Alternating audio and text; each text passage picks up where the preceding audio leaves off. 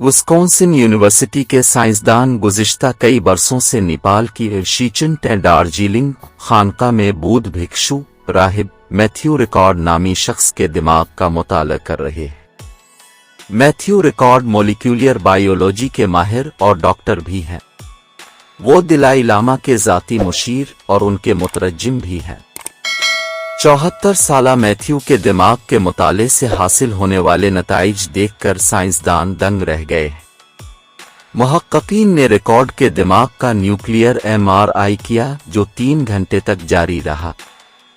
साइंसदानों ने उनके सर पर 256 सेंसर लगाए ताकि उनके जहनी दबाव, चिड़चिड़ेपन, गुस्से, खुशी, इत्मीनान और दर्जनों दीगर मुख्तलिफ कैफियत और एहसासात की सतह का अंदाज़ा लगा सकें। उन्होंने दीगर सैकड़ों रज़ाकारों के दिमाग के साथ भी ऐसा ही किया। हासिल करदा नताइज ने इस तजुर्बे में शरीक हर एक शख्स की खुशी की सतह को एक मखसूस पैमाने पर नापा, जिसमें 0.3 बहुत नाखुश से -0.3 बहुत खुश था। मैथ्यू रिकॉर्ड को इस पैमाने पर -0.45 नंबर हासिल हुए।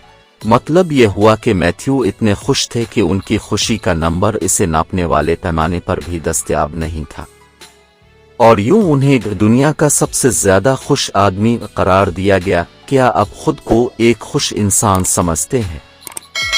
अगर मैं दुनिया का सबसे खुश शख्स न भी हूं तब भी जो वजूहात मैंने अभी बयान की हैं उनकी बना पर मैं ये भी नहीं कह सकता कि मैं नाखुश हूं। मैंने एक जबरदस्त जिंदगी गुजारी है जिसके दौरान मैं ज़ीरत मर्दों और ख़वातीन से मिला हूं जो मेरे रूहानी असातिज़ा हैं। मैं इसलिए भी ठीक हूं क्योंकि मैं बहुत आसानी से मुतमईन हो जाता हूं।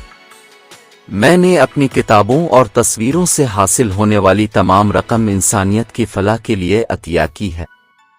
20 साल पहले मैंने एक इंसान दोस्त तंजीम और कारोना शीचुनी की बुनियाद रखी जो अब हर साल सेहत, तालीम और समाजी खिदमात के शोबे में 3 लाख से ज़्यादा अफराद की मदद करती है, ख़ास तौर पर इंडिया, नेपाल और तिब्बत में, और जल्द ही फ्रांस में भी ऐसा किया जाएगा।